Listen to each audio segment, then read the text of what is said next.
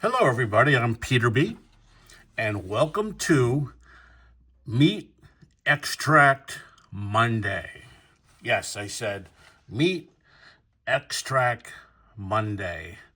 Sounds gross. It is, but let me tell you a story. I hope you watch this video. It might be a little long, but I'm going to give you a lot of history, and at the very end, show you some cards. So let's get into it. In 1840, Baron Justus von Liebig, a German chemist, developed a concentrated beef extract in hope of providing cheap and nutritious meat substitute for those who could not afford to buy the real thing. And this is Mr. Liebig right here.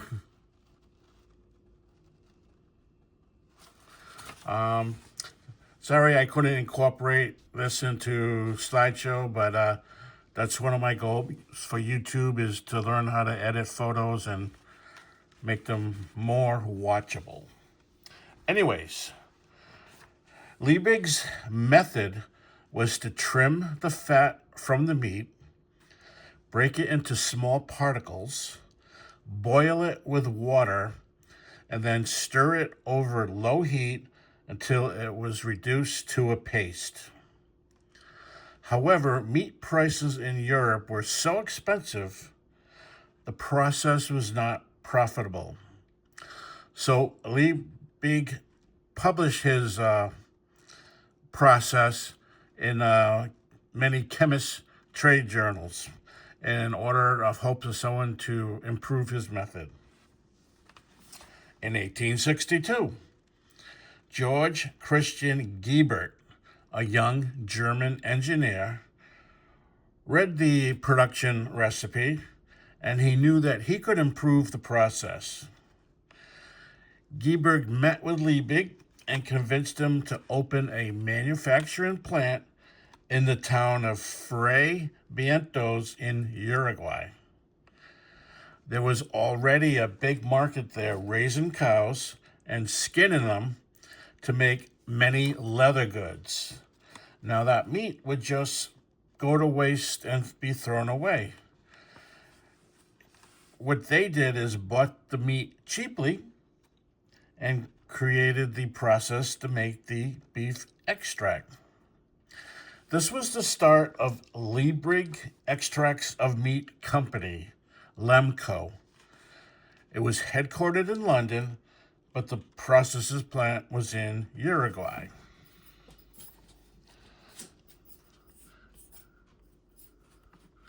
Now the actual meat process was a dark, thick spread like molasses.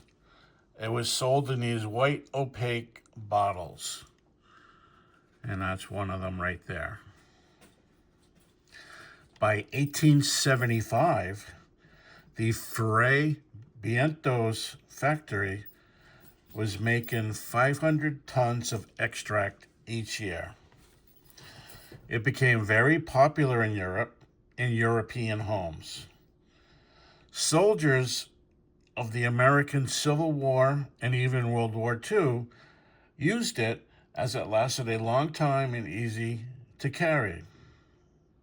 Today, Liebig Benelux still sells it. In 1873, just before Liebig died, the company expanded to sell tin can corned beef, labeling it Fray Vientos. Today, you can go to Amazon, which is right there, and buy these meat pies. So the company is no longer called Liebig. The offshoot company, Fray Vientos, was bought and sold many times, but the product is still called Fray Vientos, and they make meat pies, and you can go to Amazon and try it. Another byproduct of the Lemco syrupy paste was OXO. They were developing a cheaper meat extract and then came up with this product in 1899. First, they developed a flavorful liquid and called it OXO. Then a bouillon cube in 1910. So there's the liquid. You can pour it in hot water and drink it as a broth, or add it to your cooking. And then they later came up with cubes in 1910. The English Armed Forces used these cubes in World War I, and they were for sale to the public for a penny a cube. At one time, Campbell Soup owned the OXO brand, as it was bought and sold many times, and Campbell Soup later did sell it to someone else. Today, you can still buy these cubes, and it's still called OXO. Yeah, we're down for you. OXO beef cubes.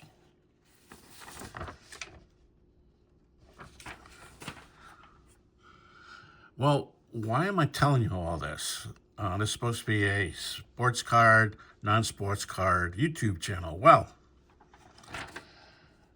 Liebig marketed the product, and some of their ideas were making calendars, menu cards for their products to use in various recipes. They even got into children games and toys that were included with the sale of their product. In 1872, they began to include sets of trading cards, as you see here. They would feature historical info, science, geography, and many, many other topics. They had famous artists come in and create the artwork for the lithography, and most of them were printed in 6 cards to a series, although they would also do one-offs or 2 cards to a series, but most of them were sold in 6 or given away with the product in 6. These cards were published from 1872, when they first started marketing it, to 1975. And on the back, they were in many languages. So these Liebig trade cards are huge, huge catalog of these cards. As a matter of fact, 1,871 different series, not cards, but series of cards. Altogether, that's 11,500 trade cards. So you think Topps is huge. You might think T206 is huge. You might think Old Judge is huge. Well, Liebig got that beat. 11,500 different trade cards. I mean, this is huge product.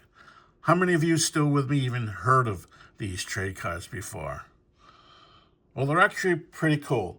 And because I'm all manual here, hold on, I'm just do a quick setup. So you're going to be jiggled. Oop, I forgot to put the backdrop. Oh, well.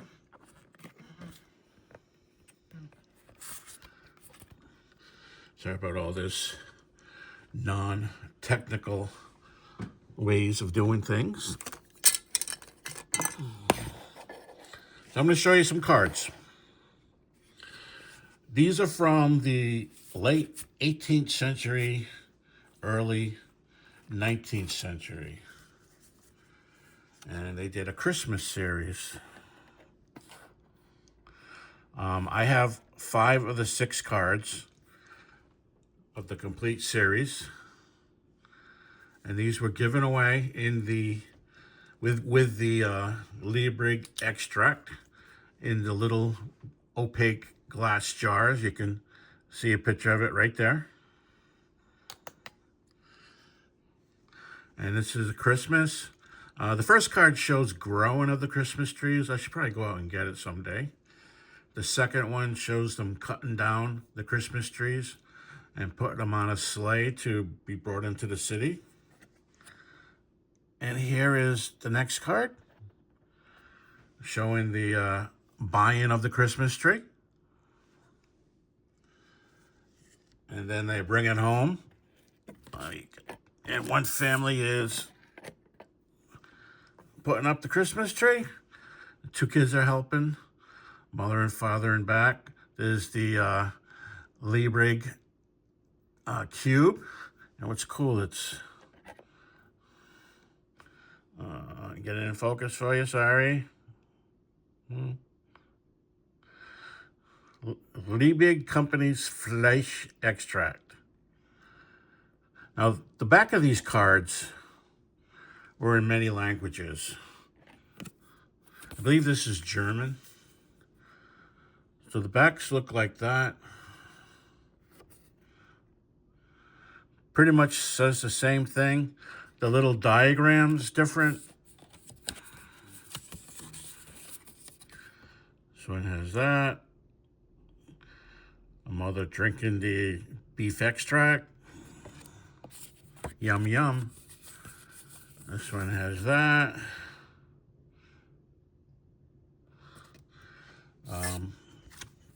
Another beautiful Christmas card. Another family decorating their tree, a tabletop size tree. And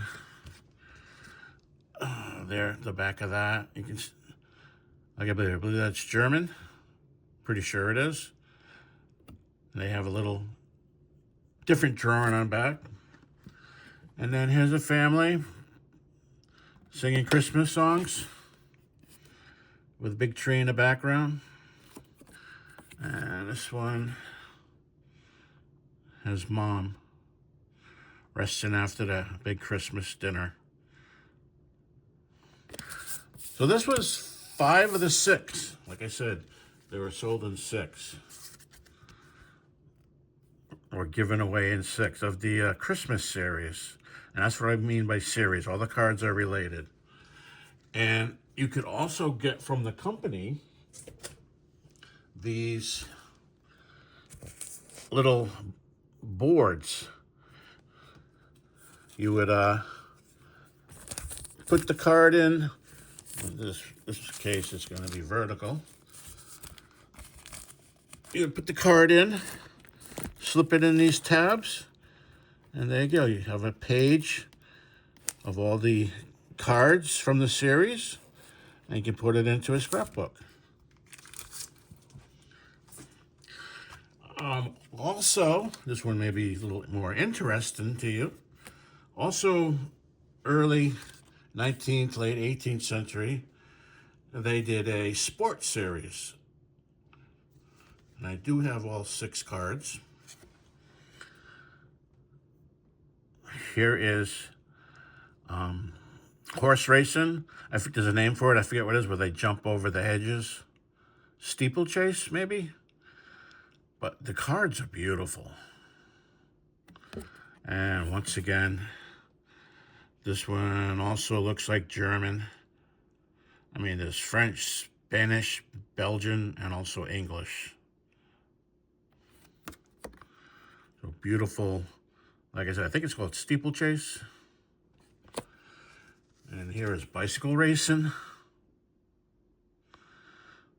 Notice they still have their little bottle. And because it's in German, it's Fleisch Extract. But look at the cool bikes. People in the stands watching the race. Here is rowing, which was very popular sport in that time.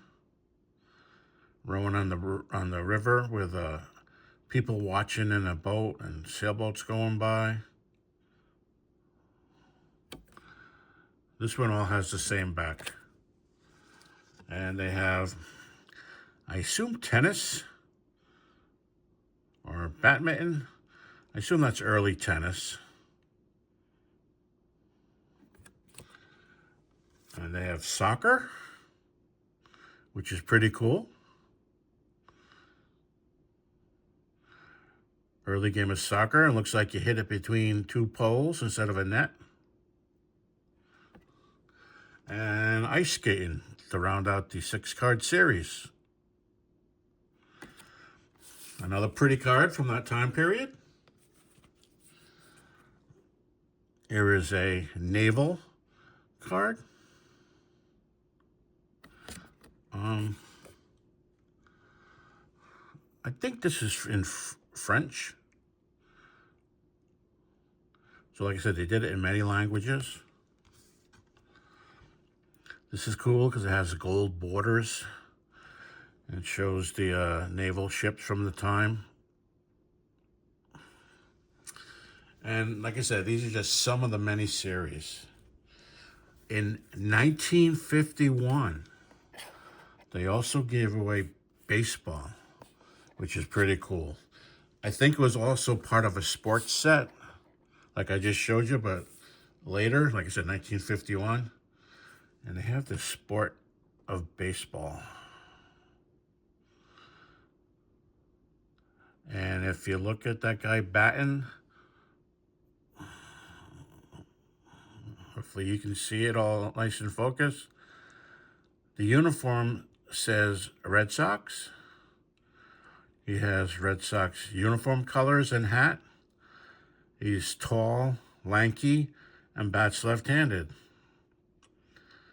And so, though it doesn't say, that is Ted Williams.